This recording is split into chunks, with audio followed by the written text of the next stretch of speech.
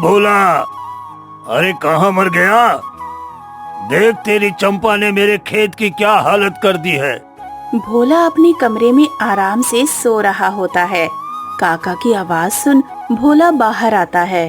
अरे क्या हुआ काका, क्यों चिल्ला चिल्ला कर मेरी नींद खराब कर रहे हो? देख भोला, तुझसे अगर तेरी चंपा नहीं संभाली जाती तो तू इसे किसी और को बेच दे, वरना अगर दोबारा इसने मेरे खेत का नुकसान किया तो मैं इसे अपने पास ही रख लूंगा और तुझे दूंगा भी नहीं।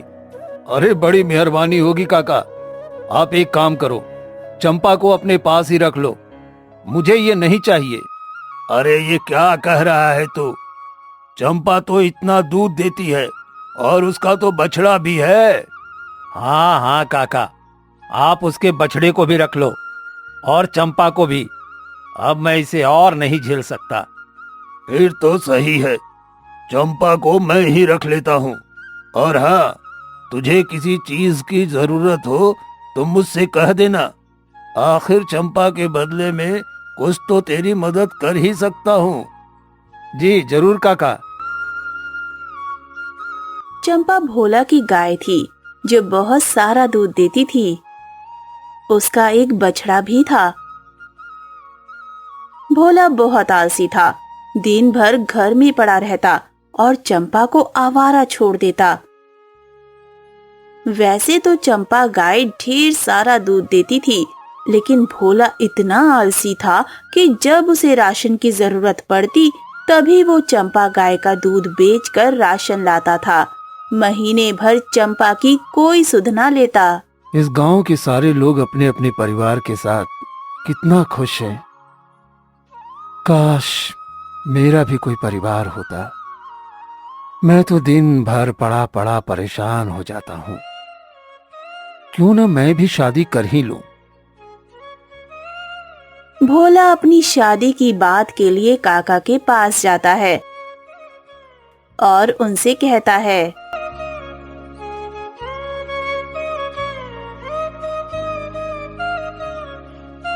राम राम काका।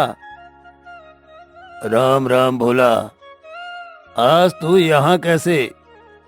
कहीं तू चंपा को लेने तो नहीं आया है ना? अरे नहीं नहीं काका, आपने कहा था ना मुझे किसी भी चीज की जरूरत हो तो मैं आपसे कहूं। हाँ हाँ बिल्कुल भोला, कहो क्या बात है? काका, मैं अब अकेले रहते रहते परेशान हो चुका हूँ। अगर आप मेरी शादी करा दे तो मुझ पर आपकी बड़ी मेहरबानी होगी। वो सब तो ठीक है भोला, पर शादी के बाद बहुत मेहनत करनी होती है घर चलाने के लिए, और तुझसे तो मेहनत होती नहीं, फिर कैसे चलेगा? काका आप फिक्र मत करो, मैं खूब काम करूंगा, मेहनत करूंगा।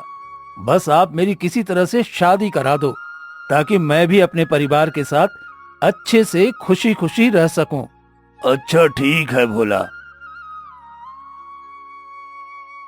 काका कुछ ही दिनों में भोला की एक अच्छी लड़की ढूंढकर शादी करा देते हैं। शादी करके भोला की पत्नी भोला के घर आती है।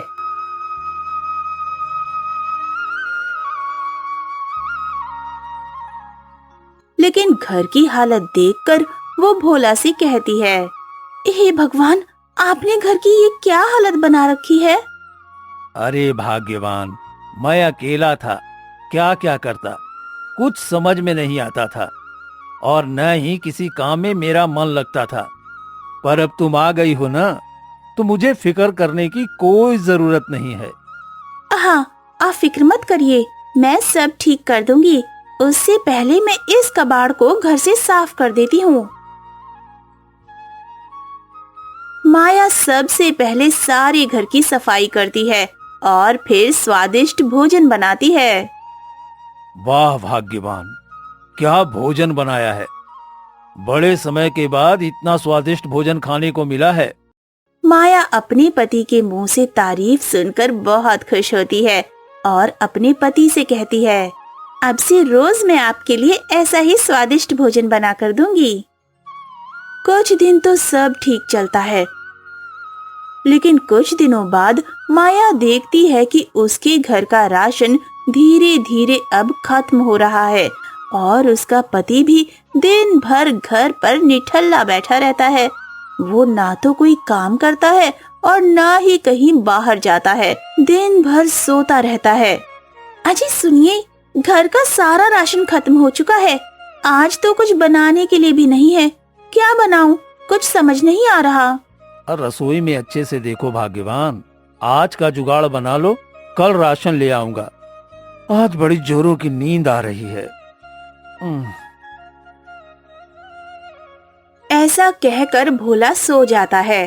अरे पर सुनिए तो, मेरी बात तो सुनिए। भोला गहरी नींद में खर्राटे लगाकर सो जाता है। ये तो सो गए। हाय, मेरी तो किस्मत फूट गई। कैसे निठल्लू से मेरी शादी हो गई। ये तो कोई काम करना ही नहीं चाहता। कैसे जिंदगी कटेगी इस नकारे के साथ। थोड़ी देर बाद भोला की नींद खुलती है और उसे जोरों की भूख लगती है। अरे ओ भाग्यवान, कुछ बनाया है तो दे दो मुझे, बड़ी जोरों की भूख लग रही है। आपसे मैंने कहा था कि घर में खाने का एक दाना भी नहीं है, पर आपने मेरी एक न मानी और सो गए। अब मैं कहाँ से कुछ बनाऊं? अरे ठीक है भाग्यवान, मैं कुछ इंतजाम करके आता हूँ। भोला बाहर जाता है और कुछ ही देर में राशन का सारा सामान ले आता है। अजी, इतना सारा राशन? पर आपके पास तो 1 रुपए भी नहीं थे। फिर इतना सारा राशन कहाँ से ले आए आप? ये राशन मैं दुकान से उधार लेकर आया हूँ। ये क्या कह रहे हैं जी आप? उधार? पर आप दुकानदार को पैसे कैसे लौटाएंगे जब आप कोई काम ही नहीं करते तो? अरे तुम इसकी फिक्र क्यों करती हो? तुम सिर्फ स्वादिष्ट खाना बनाओ, राशन की चिंता मुझ पर छोड़ दो। अब भोला के घर जब भी राशन खत्म होता तो वो अपने किसी मित्र से उधार ले लेता या फिर दुकान से उधार ले लेता। इस तरह भोला के ऊपर कर्ज बढ़ता जाता है और पैसे मांगने वालों की भीड़ भी उसके घर पर बढ़ने लगती है। एक तो आप कोई काम नहीं करते, ऊपर से रोज रोज किसी न किसी से उधार लेकर आते हो। अब उधार देने वालों के घर में लाइन लगी हुई है। मैं अब ये सब और बर्दाश्त नहीं करूंगी। मैं जा रही हूँ अपने मायके। आप करो आराम घर पर। माया रोते हुए अपने मायके चली जाती है। माया के मायके जाने से भोला की हालत पहले जैसी हो जाती है। माया को मायके गए काफी दिन हो गए हैं।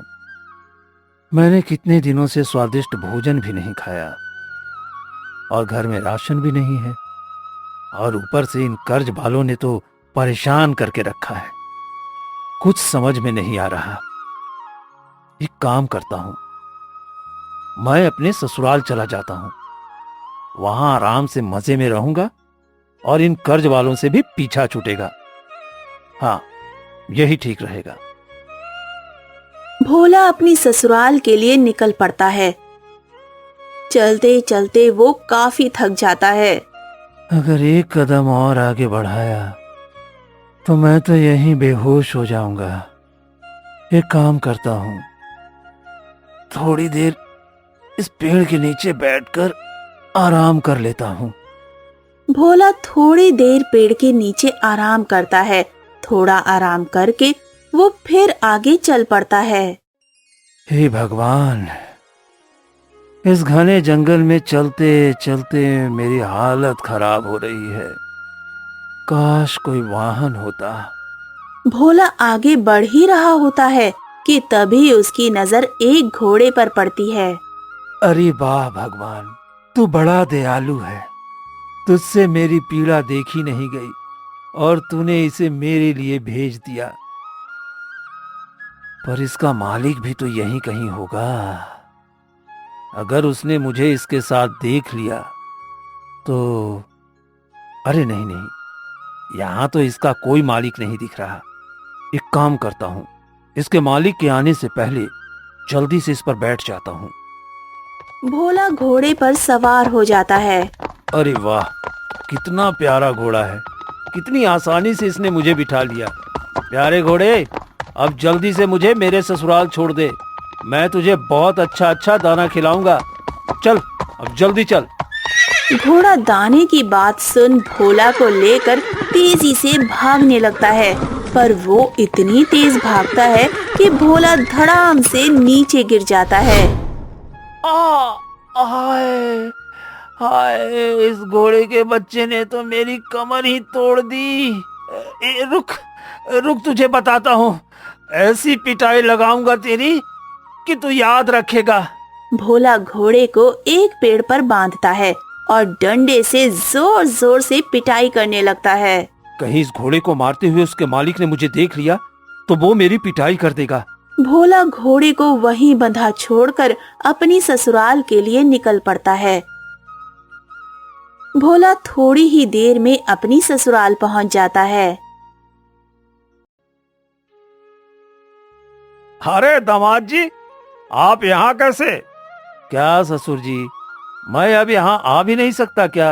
अरे दामाद जी, कैसी बातें कर रहे हैं, ये भी तो आप ही का घर है। और बताइए, सब ठीक है ना घर में? हाँ हाँ, मैं तो घर में मजे से ही हूँ। बहुत दिनों से आप लोगों से नहीं मिला था तो सोचा एक बार चलकर मिल आता हूँ। बेटा माया, जाकर दामाद जी के लिए नाश्ता पानी लिया। अरे इतने दूर के सफर से आए हैं, थक गए होंगे। जी पिताजी, अभी लाई। दामाद जी, आप आराम से बैठिए, मैं बाहर कुछ काम से जा रहा हूँ, जल्द ही आ जाऊंगा। जी ससुर जी। ससुर जी बाहर किसी काम से चले जाते हैं।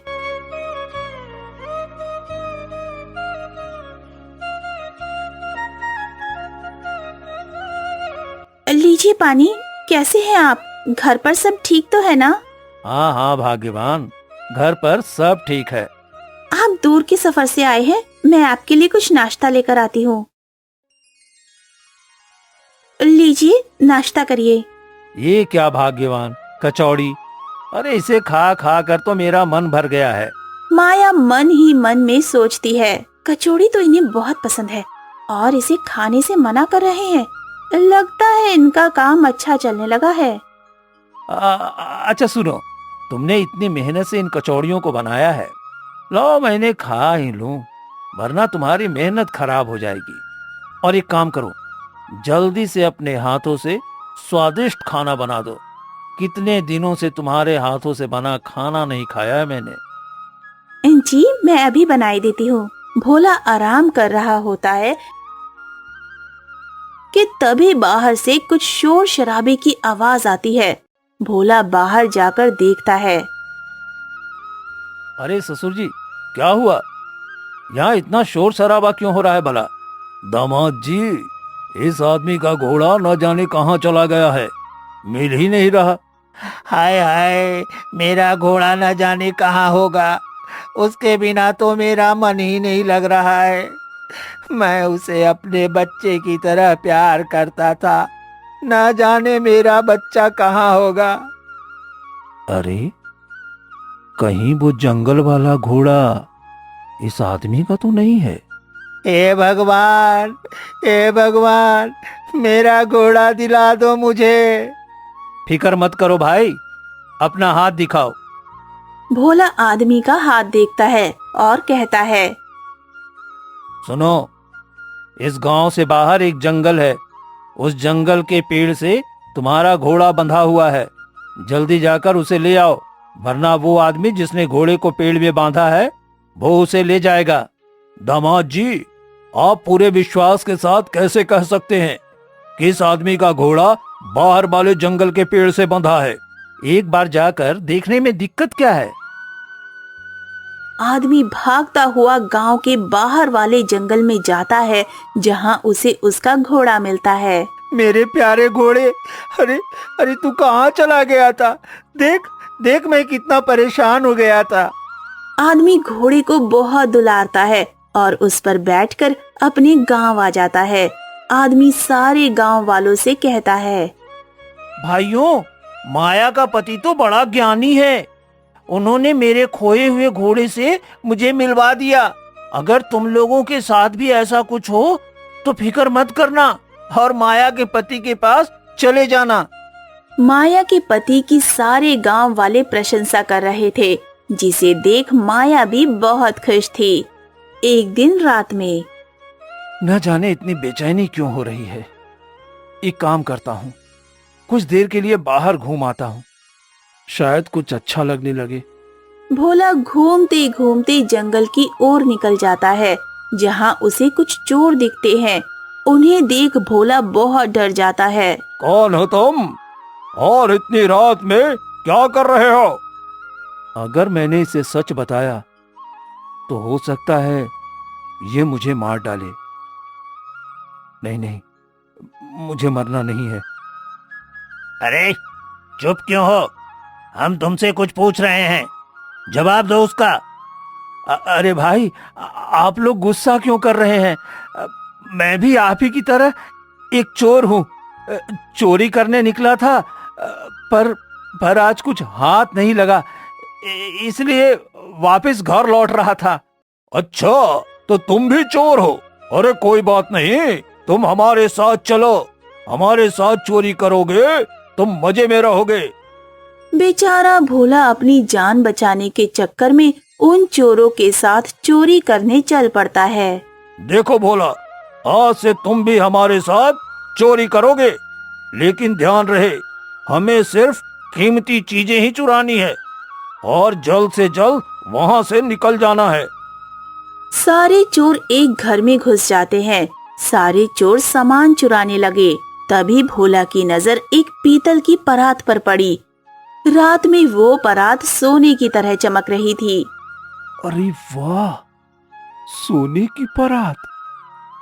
ये तो इस घर में सबसे मूल्यवान लग रही है।